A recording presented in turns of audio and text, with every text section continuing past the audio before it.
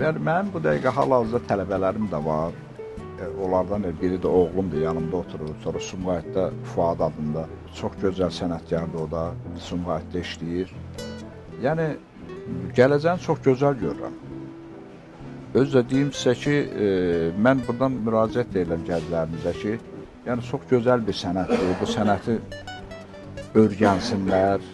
Yəni, mən daha bu işin hər tərəfini görmüşəm də, daha neçə ildir, 43 ildir bu sənətdəyim. Gedib, necə deyərlər, o işlərlə məşğul olurlar. Yəni, bekarçılıqdan olur da hamısı. Yollarından azırlar, gedirlər. Ancaq geçsinlər, bax, belə gözəl sənətdir, sağsazlıq sənətidir. Öyrənsinlər, geçsinlər, özləri isə obyekt açsınlar, başın qaçsınlar. Mən bilsən, Azərbaycanda həmişə istəyərdim ki, necə ki, 83-cü ildə məktəbi olub. Mən bunu həmişə TV-lərdən də demişəm. Ki, mən böyük məmnuniyyətlə, yəni məktəb açılsaydı, orada böyük bir tələbələr yetişdirərdim.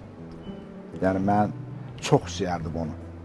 Ki, cavanlar pis vərdişlərdən aralanardılar, gəlib sənət sahibi olardılar. Mən daha 61 yaşım var, 43 ildir bu sənətdə. Oğlum da yanımdadır, yorulmuşam indi. Bundan sonra, yəni, ancaq iş belədir ki, sənin bu işindir. Mütləqdir ki, getməlisən, bunu öyrətməlisən.